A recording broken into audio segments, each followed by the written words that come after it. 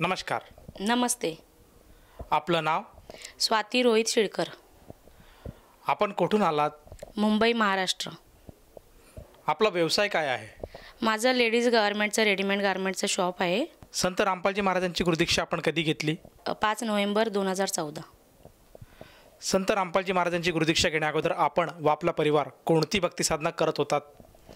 आम्ही गणपतीची भक्ती करत होतो. सिद्धिविनायक मंदिरला जाणे, महालक्ष्मी मंदिरला जाणे आणि जे मार्गशीर्ष महिन्यात जे गुरुवार असतात महालक्ष्मीचे त्याचं व्रत तर उपवास तर नव्हतं करत, पण त्याची पूजा करणे, हे सगळे देवी देवतांची पूजा आम्ही करत होते. परत कुलदेवतेची पूजा करणे, हे सगळे आम्ही करत होतो.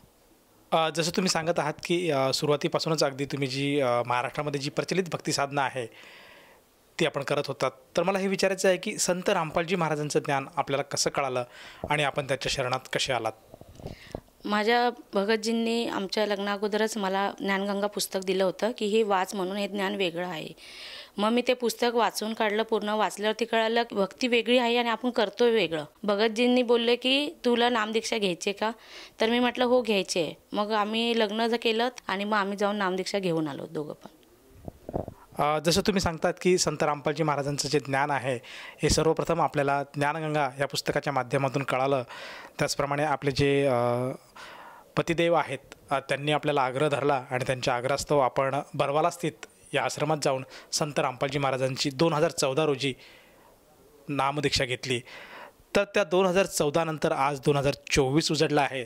तर एवढ्या 10 वर्षाच्या भक्ती साधनेने आपल्याला व आपल्या परिवाराला काय काय अनुभव आलेत आणि काय काय लाभ संत रामपालजी महाराजांच्या सद्भक्तीमुळे आपल्याला मिळालेत? आम्हाला खूप लाभ आले आणि खूपच आमचं पूर्ण जीवन परिवर्तन केलं संत रामपालजी महाराजांनी बघायला गेलं तर. म्हणजे आमच्याकडे काही नव्हतं त्या टायमाला, ज्या टायमाला आम्ही नामदीक्षा घेतली. त्याच्यानंतर थोडं हळूहळू आमच्या भक्तीने थोडी सुधारणा झाली. मग त्याच्यानंतर मला तर कावीळसारखा आजार झाला. कावीळच्या आजारामध्ये मी इतकी बारीक होऊन गेली आणि मला इतका झाला होता की ज्या दिवशी आम्ही चेकअपला डॉक्टरकडे गेलो हॉस्पिटलला, कस्तुरबा हॉस्पिटल आहे तिथे गेल्यानंतर कळालं की डॉक्टर बोलले आजच्या आज तुम्ही ॲडमिट व्हा, नंतर तुम्हाला कावीळ खूप जास्त प्रमाणात झालेली आहे. मनातूनच प्रार्थना लावली गुरुजींना, माझ्या संत रामपालजी महाराजांना, की मला बरं करा संत रामपालजी महाराज तुम्ही. मी नामजप चालू ठेवला माझा रात्रभर आणि रात्री झोपली आणि सकाळी मला संत रामपालजी महाराजांनी येऊन मला दर्शन आशीर्वाद दिला. मी त्यांना दंडवत केलं तर मला आशीर्वाद दिला की ठीक होईल म्हणून. आणि त्याच्यानंतरला मग 20 दिवस 25 दिवस मी हॉस्पिटलमध्ये होते आणि मग मला संत रामपालजी महाराजांनी बरं केलं. दुसरा असा एक लाभ झाला की माझे दोन्ही पण ट्यूब होत्या, त्या दोन्ही साईडच्या ट्यूब ब्लॉक होत्या जे ओव्हरीज मधून असतात. HSG करून बघितलं तेव्हा मला कळालं की माझ्या दोन्ही साईडच्या ट्यूब ब्लॉक आहेत. मग मी केम हॉस्पिटलला गेल्यानंतर डॉक्टरने सांगितलं लॅप्रोस्कोपी करावी लागेल, लॅप्रोस्कोपीमध्ये बघायला लागेल की किती ट्यूब खराब आहे. जर जेवढी खराब असेल तर मग पूर्ण, जर खराब असेल तर पूर्ण काढून टाकावे लागतील आणि जर क्लीन करता येत असेल तर क्लीन करू आम्ही, असं त्यांनी मला सांगितलं. मग मला सगळे रिपोर्ट्स वगैरे काढले. त्याच्यानंतर मला ऑपरेशनसाठी बोलवण्यात आलं. मी ऑपरेशनसाठी गेली तिकडे, तर ऑपरेशनसाठी ॲडमिट पण झाली आणि डॉक्टरने सांगितलेलं काहीही सिम्पटम्स आजाराचे शरीरात असले नाही पाहिजे तरच तुझं ऑपरेशन होऊ शकतं. डॉक्टर बोलले लागले तुला सर्दी आहे, आतमध्ये कफ असल्यासारखं वाटते छातीमध्ये आणि तू घरी जा, पुढच्या महिन्यात ऑपरेशनला ये. मी मग तिथून मग गेली, दुसऱ्या दिवशी घरी आली. मग घरी आली त्याच्यानंतरला 10-15 दिवसानंतर माझ्या अचानक पोटात दुखायला लागलं. एक दिवशी संध्याकाळी पोटात दुखायला लागलं. पोटात दुखता नंतर अचानक ब्लिडिंग चालू झालं. मला कळालंच नाही काय हे. मग वाढतच गेलं, खूप वाढत गेलं. अक्षरशः मला रडायला यायला लागलं, इतकं वाढत गेलं ते. आणि मग नंतरला माझ्या ते घरीच माझ्या ट्यूब क्लीन झाल्या दोन्ही पण मला नाही समजलं की हे माझे ट्यूब क्लीन झाले आहेत करून. मला थोडंसं असं फक्त वाटत होतं. मग मी ते सगळं ठीक झाल्यानंतर 4-5 दिवसानंतर डॉक्टरला जाऊन भेटली की माझं असं मला वाटत आहे आणि तुम्ही मला ऑपरेशनसाठी बोलवलं होतं, पण आता माझं असं वाटतंय मला की माझ्या ट्यूब क्लीन झाल्या. तर डॉक्टर बोलले की पुन्हा एकदा 10 दिवसानंतर तू ये. मी त्याच्यानंतरला पुन्हा 10-15 दिवसानंतर गेली हॉस्पिटलला. तर ते बोलले की ॲजच ॲडमिट हो, ऑपरेशन करावं लागेल. तर मी म्हटलं की ठीक आहे चालेल. मग त्याच दिवशी मी जाऊन ॲडमिट झाली हॉस्पिटलमध्ये. मला ऑपरेशनसाठी दुसऱ्या दिवशी सकाळी 8 वाजता पूर्ण बेहोश करून नेण्यात आलं. जेव्हा मला 12 वाजता होश आला आणि ऑपरेशन थिएटरमधून मला नॉर्मल माझ्या वॉर्डमध्ये आणलं, तेव्हा मला डॉक्टर बोलतात की तुझे ट्यूब ब्लॉक नाही आहेत आणि तुझे दोन्ही ट्यूब ओपन आहेत आणि आम्ही ऑपरेशन नाही केलेलं आहे. फक्त तुझी जी पिशवी होती, गर्भपिशवी, ती फक्त आम्ही क्लीन केलेली आहे. तर हे संत रामपालजी महाराजांनी खूप मोठी माझ्यावर दया केली की माझे ट्यूब दोन्ही पण क्लीन केले घरीच. जसं तुम्ही सांगत आहात की आपल्याला जो काही आजार, जी काही व्याधी जडली होती, त्यामध्ये आपले जे दोन्ही ट्यूब्स आहेत हे ब्लॉक होते, त्याच्यामध्ये काही अडथळा निर्माण झाला होता.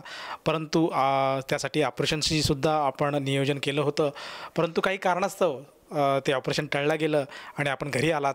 आणि आपलं असं म्हणणं आहे की संत रामपालजी महाराजांच्या दयेने ते ऑपरेशन टळलं गेलेलं आहेत. तर मला हे विचारायचं आहे की ह्या ज्या प्रक्रियेसाठी तुम्ही ज्या हॉस्पिटलमध्ये गेलात, त्या ठिकाणी तुमच्या ज्या चाचण्या झाल्या, जे रिपोर्ट्स काढण्यात आलेत, ते आपण दर्शकांना दाखवू शकाल का? हो, मी रिपोर्ट सगळे काढलेले आहेत आणि माझ्याकडे ट्यूब ब्लॉक असलेल्याचा पण रिपोर्ट आहे आणि नंतर ट्यूब क्लीन झाल्यानंतर जो मी रिपोर्ट काढला आहे तो सुद्धा माझ्याकडे आहे. ते दोन्ही सोनोग्राफी मी केलेले आहेत, HSGचे रिपोर्ट. ते दोन्ही रिपोर्ट माझ्याकडे आहेत आणि हे फक्त परमात्माच करू शकतात. नाहीतर जर माझ्या ट्यूब दोन्ही खराब असत्या तर माझ्या दोन्ही ट्यूब काढण्यात आल्या असत्या आणि मी कधीच आई होऊ शकले नसते. हे बघू शकता तुम्ही, माझे हे रिपोर्ट आहेत जे मी काढलेले आहेत. याच्यामध्ये लिहिलेलं आहे राईट साईडचे ट्यूब ब्लॉक आहे, लेफ्ट साईडचे पण ट्यूब ब्लॉक आहेत. हा रिपोर्ट माझा पहिला ट्यूब ब्लॉक असलेला. त्याच्यानंतरचा हा रिपोर्ट दुसरा आहे, ज्याच्यानंतरला मी HSG पुन्हा केली होती. त्याच्यामध्ये माझ्या दोन्ही ट्यूब पूर्णपणे आणि एकदम क्लीन, असं पण नाही की त्याच्यामध्ये काही राहिलं आहे, पूर्णपणे क्लीन झालेला हा नंतरचा रिपोर्ट आहे माझा, ऑपरेशन नंतरचा. म्हणजे जे ऑपरेशन माझं टळलं ते ऑपरेशन माझं झालंच नाही, पण हा नंतर मी तरीसुद्धा रिपोर्ट काढला होता की माझ्या मनात शंका होती की डॉक्टर सांगतात ते ठीक आहे. त्याच्यासाठी हे मी नंतर पुन्हा एकदा रिपोर्ट काढला होता. मला डॉक्टरांनी सांगितलं होतं HSG कर, दुसऱ्या डॉक्टरांनी, तेव्हा मी हे काढलं होतं. ते माझं हे ट्यूब ब्लॉक नाही आहे त्याच्यामध्ये. अजून एक मला तुम्हाला लाभ सांगायचा आहे, तो म्हणजे मी हे सोनोग्राफी करायला गेली होती. सोनोग्राफी करायला गेल्यानंतरला मला कळालं की मला स्टोन झाला आहे आणि माझ्या ओव्हरीजला पण सूज होती थोडी.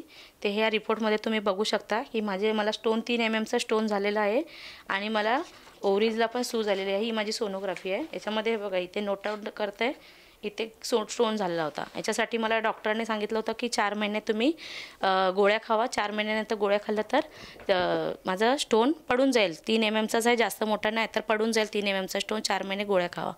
ते डॉक्टरांनी मला गोळ्या दिल्या होत्या. 4 महिने मी गोळ्या खाल्ल्या. पण मला वाटलं की आता पडला असेल, डॉक्टर बोलले पडून जाईल. मग मी नंतर सोनोग्राफी नाही करून बघितली आणि नंतर असं झालं की 5-6 महिन्यानंतरला मला एक दिवशी सकाळी खूप जास्त पेन व्हायला लागलं. जे स्टोनचं पेन होतं ना, त्यालाच माहिती आहे की काय होतं. मला वाटलं होतं की स्टोन माझा पडला, पण माझा स्टोन नाही पडला. मला जाणवतं आहे आपण आता संत रामपालजी महाराजांना बरवाला आश्रममध्ये प्रार्थना लावायचं ठरवलं आणि आम्ही फोन लावला बरवाला आश्रममध्ये आणि विनंती केली की आमचं हे स्टोनचं दुखणं आता मला चालू झालेलं आहे आणि मला बरं करा गुरुजी तुम्हीच. मग फोन ठेवला मी आणि फक्त 5-10 मिनटं झाले होते असतील, माझं स्टोनचं दुखणं जे चालू झालं होतं मला, ज्याच्यात मी हलू शकत नव्हते, उठू शकत नव्हती, बसू शकत नव्हती, एवढी माझी अवस्था खराब झाली होती त्या फक्त 3 mmच्या स्टोनने. ते माझी फक्त 10 मिनटामध्ये माझं सगळं पेनिंग रिलॅक्स झाली, मी एकदम बरी झाली. त्याच्यानंतरला मी बाथरूमला जाऊन आली, त्याच्यामध्ये माझा तो स्टोन पडला आणि मग परमात्मा गुरुजींनी, संत रामपालजी महाराजांनी माझ्यावरती एवढी मोठी त्या दिवशी पण दया केली सकाळी 7 वाजता. या व्यतिरिक्त आपल्याला व आपल्या कुटुंबाला आणखीन काही लाभ प्राप्त झाला का? या व्यतिरिक्त अजून भरपूर लाभ झालेत आम्हाला. मी अगोदर जॉब करत होते. त्याच्यामध्ये मला रविवारची कधीच सुट्टी नव्हती. सत्संगला जाणं कधीच व्हायचं नाही आमचं. त्याच्यामुळे भक्तीपासून दूर होतो असं वाटायचं. मग भक्ती करायसाठी म्हणून मग ठरवलं की आपण आता एखादं दुकान टाकूया. मग दुकान टाकलं मी कपड्यांचं. माझं लेडीज रेडीमेड गारमेंटचं शॉप आहे मुंबईमध्ये, लोअर परेलला. मग 3 महिने 4 महिने गेले, पण तेवढं धंदा होत नव्हता, माझं भाडं वगैरे पण निघत नव्हतं. मी प्रार्थना लावली परत एकदा माझ्या गुरुजींना, संत रामपालजी महाराजांना, की तुम्हीच करू शकता, तुम्हीच चालवू शकता, तुमचंच आहे सगळं, जे तुम्ही मला दिले ते तुम्हीच चालवा. आणि त्या दिवशी दुसऱ्या दिवशी मी परत फोन करून प्रार्थना ऐकली गुरुजींची. त्यांनी सांगितलं काय नाही, तू कर, सगळं व्यवस्थित होईल आणि ज्योत लावायचा संकल्प कर म्हणून. मग मी ठरवलं की दर महिन्याला मी ज्योत लावेन आणि मी संकल्प करते. त्या दिवशीपासून आजचा दिवस आहे, माझे 2 वर्ष झाले दुकानात. 2 वर्ष झाले माझ्या दुकानाला मी आता चालवते आहे. काहीच प्रॉब्लेम नाही होत. मला पैशाची गरज होती. मी लोनसाठी खूप बँकेमध्ये गेली वगैरे, सगळं दाखवलं, डॉक्युमेंट्स दाखवले नेऊन, पण मला ते लोकांनी माझं लोनचं काम नाही करून दिलं. जे कपड्याचा व्यवसाय करतात त्यांचा मेन सीझन असतो तो म्हणजे जुलैपासून ते डिसेंबरपर्यंत, आणि माझं चालू होणार होतं ते सीझन. आणि आता मला टेन्शन आलं होतं की काय करू. मग एक बँकेतला एक माणूस समोरूनच स्वतःहून आला आणि म्हणाला, तुम्हाला लोनची गरज आहे काय. ते घेऊन गेले, माझ्याकडून डॉक्युमेंट चेक केले आणि बोलले तुमचं लोन होईल. म्हणून ते मी लोन घेतलं. आणि मग त्याच्यानंतरला माझं अजून वाढत गेलं आणि जेव्हा मी अगोदर लोनसाठी प्रयत्न करत होते तेव्हा माझं नाही झालं. आणि नंतरला तो माणूस समोरून आला आणि म्हणाला मी करतो, आणि त्याने सगळे माझे डॉक्युमेंट्स वगैरे जमा केले नेऊन. मला फक्त सही करायला जायला लागलं आणि दुसरे 15-20 दिवसामध्ये त्यांनी माझं लोनचं काम करून माझ्या अकाउंटमध्ये लोनचे पैसे पाठवून दिले. संत रामपालजी महाराजांच्या शरणामध्ये असल्यामुळेच अनेक लाभ होत राहतात आणि झाले पण आहेत, आणि खूप सारे लाभ झाले आहेत आम्हाला. त्याच्यामध्येच एक मला सांगायचं आहे ते म्हणजे मला स्किनचं डिसीज झाला होता. पूर्ण स्किनवरती माझ्या छोटे छोटे डाग आले होते, त्याच्यावरती मला खाज यायची खूप. मी डॉक्टर नायर हॉस्पिटल मुंबईमध्ये जे आहे तिथे गेली. त्यांनी माझी ही स्किनसुद्धा घेतली होती टेस्टिंगसाठी, तुम्ही बघू शकता काढून, स्किनच्या आजारासाठी. त्यांना कन्फर्म करायचं होतं की हा आजार काय आहे. डॉक्टर काय बोलले की हा स्किनचा आजार तुम्हाला खूप कमी प्रमाणात झाला आहे, नाहीतर ह्या स्किनचे खूप मोठे मोठे थप्पे अंगावरती येतात. आणि माझ्या पूर्ण शरीरावरती आले होते, पूर्ण अंगावरती, पूर्णच बॉडीवरती, माझ्या ह्या शरीरावरती ते अंगावरती थप्पे आले होते. आणि ते जे दिसत होते ते इतके खराब दिसत होते. त्या आजारातून मग मला हळूहळू परमात्म्याला मी प्रार्थना लावली घरातूनच, आणि मला त्या आजारातून पण त्यांनी बरं केलं. संत रामपालजी महाराजांच्या ज्या शरणामध्ये नसते तर माहिती नाही माझं काय झालं असतं. एवढ्या सगळ्या आजारामध्ये मी जगले असते की काय राहिलं असतं माझं. त्याच्यानंतरला माझ्या अचानक पोटात दुखायला लागलं. चालायची पण ताकद नव्हती, उभं राहायला होत नव्हतं, इतकं पोटात दुखायला लागलं. मी माझ्या सासऱ्यांना गाडी करून आम्ही नायर हॉस्पिटलला गेलो. एमर्जन्सीमध्ये आम्ही डायरेक्ट गेलो. एमर्जन्सीमध्ये गेल्यावरती मला 3 इंजेक्शन दिले मला पेनिंग थांबावं ह्याच्यासाठी. मला बोलले अर्ध्या तासामध्ये आता तुझं पेनिंग थांबेल म्हणून, मग त्याच्यानंतर तू घरी जाऊ शकतेस म्हणून. पण 3 इंजेक्शन देऊन अर्धा तास काय 1 तास उलटला तिथे, तरीसुद्धा माझं पेनिंग काय थांबायला तयार नाही. मग माझ्या सासऱ्यांना बोलली आपण आता इथून घरी जाऊया.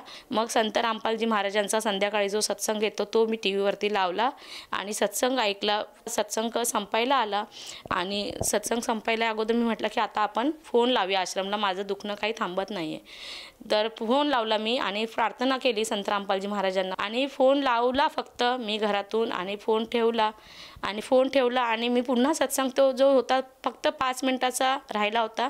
गुरुजींचा जो आशीर्वाद येतो त्याच्यानंतर सत्संग संपल्यानंतर ते मी दंडवत प्रणाम घालून आशीर्वाद घेतला. आणि त्याच्यानंतर मी विसरूनच गेले की मला आता 2 तासापूर्वी किंवा 2-3 तासापासून मला जे दुखणं होत होतं ते आता अजिबात मला जाणवत नाही आहे. माझं कुठं गेलं दुखणं मलाच नाही माहिती. मग मी पूर्ण तेव्हा बरी झाले. जसं तुम्ही सांगत आहात की संत रामपालजी महाराजांच्या सद्भक्तीमुळे आणि त्यांच्या मार्गदर्शनाखाली जी आपण भक्तिसाधना करत आहात, जे मंत्रजाप करत आहात, त्यामुळे आपल्याला व आपल्या परिवाराला अनगिणित स्वरूपात आज लाभ प्राप्त झालेत. तर आपल्या ह्या अनुभवातून आपण भक्त समुदायास काय संदेश द्याल? मला एवढं सांगायचं आहे की जे आपण पहिली भक्ती करतोय ती मूर्तीपूजा याच्यामध्ये आपण व्यस्त आहोत. खरी भक्ती काय आहे हे संत रामपालजी महाराज सांगत आहेत की ब्रह्मा विष्णू महेश यांचे मंत्र आहेत खरोखरचे. त्या मंत्रांचा जाप केल्यामुळेच आपल्याला त्यांचा लाभ होऊ शकतो. संत रामपालजी महाराजांचं ज्ञान हे यूट्यूब चॅनलला येतं, TV वरती येतं, आणि आपलं संत रामपालजी महाराजांचं ॲपसुद्धा आहे, इंस्टाग्राम आहे, ट्विटर आहे, इकडे सगळ्या ठिकाणी सोशल मीडियावरती आणि सगळीकडे संत रामपालजींचं जे ज्ञान आहे ते तुम्हाला बघायला भेटेल, ऐकायला भेटेल, वाचायला भेटेल. तुम्ही त्यांचं ज्ञान समजून घ्या आणि सद्भक्ती करायसाठी तयार व्हा आणि सद्भक्ती करा. इथे जी भक्ती आहे ती सद्भक्ती आहे. आपण जी पूर्वी करत होतो ती सद्भक्ती आणि पूर्ण भक्ती नाही आहे. आणि इथे जी भक्ती आहे ही पूर्ण भक्ती आहे. ही मला या भक्तीमध्ये, या भक्ती मार्गात आल्यामुळे कळालं. आणि ह्या एवढ्या सगळ्या मी लाभांपासून वंचित राहिले असते जर मी हे भक्ती नसती केली आणि मला लाभ नसते भेटले. मला हे लाभ फक्त संत रामपालजी महाराजांच्या शरणामध्ये असल्यामुळेच हे मला भेटले आहेत. तुमचे पण काही आजार वगैरे असेल, त्याच्यापासून तुम्हाला लाभ मिळवायचा असेल तर तुम्ही पण लाभ मिळवू शकता. फक्त संत रामपालजी महाराजांचं अगोदर ज्ञान पूर्णपणे समजून घ्या की संत रामपालजी महाराज काय सांगत आहेत. जसं तुम्ही सांगत आहात की संत रामपालजी महाराजांच्या सद्भक्तीमुळे साधकाला शारीरिक, मानसिक, आर्थिक अशा बऱ्याच प्रकारे लाभ प्राप्त होतात. आणि जगण्याचा मार्ग कळतो त्याला, त्याचप्रमाणे मोक्षाचा मार्ग मिळतो. तर या आपल्या हाकेला जर एखादा साधक साथ घालू इच्छित असेल आणि त्याला वाटत असेल की आपणसुद्धा संत रामपालजी महाराजांची गुरुदीक्षा घ्यायला काही एक हरकत नाही, तर ती व्यक्ती संत रामपालजी महाराजांची गुरुदीक्षा कशी घेऊ शकेल? सगळ्या टी व्ही चॅनलवरती जे ज्ञान येतं आहे, टी व्ही चॅनलच्या खाली एक पट्टी येते, त्याच्यावरती नंबर येतात. त्या नंबरवरती कॉल करून जे जिल्ह्यामध्ये नामदान सेंटर आहे त्याचा तुम्हाला पत्ता, तिकडचा ॲड्रेस सगळं तिथून तुम्हाला भेटणार आणि तिथे तुम्ही जाऊन नामदीक्षा घ्या आणि तुमचं कल्याण करून घ्या. या नामदीक्षेसाठी त्या साधकाला किती पैसे मोजावे लागतात? पैसे तर काहीच लागत नाही. तुम्ही फक्त भक्ती समजून घ्या आणि नामदीक्षा जाऊन घ्या, बस एवढंच लागतं. बाकी काही एकही रुपये घेतला जात नाही. संत रामपालजी महाराजांनी नामदीक्षा फुकटमध्ये, फ्रीमध्ये सगळ्या मानव समाजाचं कल्याण व्हावं याच्यासाठी फ्रीमध्ये ठेवली आहे नामदीक्षा. काय भक्ती देत आहेत ते समजून घ्या आणि जाऊन नामदीक्षा घ्या. धन्यवाद. सत साहेब. संपूर्ण विश्वामध्ये 500 पेक्षा जास्त नामदीक्षा केंद्र आहेत जिथे निशुल्क नामदीक्षा दिली जाते. निशुल्क नामदीक्षा प्राप्त करण्यासाठी आणि अधिक माहितीसाठी संपर्क करा 7030303951 7030303952. अद्वितीय आध्यात्मिक ज्ञान वाचण्यासाठी, पाहण्यासाठी आणि ऐकण्यासाठी संत रामपालजी महाराज ॲप अवश्य डाउनलोड करा किंवा आमची वेबसाईट www.jagatgururampalji.org वर विजिट करा. आम्हाला सोशल मीडियावर फॉलो करा. सर्व पवित्र धर्मांच्या पवित्र शास्त्रांवर आधारित प्रमाणित अनमोल पुस्तक ज्ञानगंगा किंवा जगण्याचा मार्ग यापैकी कोणतेही एक पुस्तक निशुल्क मागवण्यासाठी आपण आम्हाला आपले पूर्ण नाव, पूर्ण पत्ता, पिनकोड आणि फोन नंबरसह लिहून 7030303951 किंवा 7030303952 या नंबरवर SMS करू शकता किंवा 7030303950 या नंबरवर व्हॉट्सअप देखील करू शकता.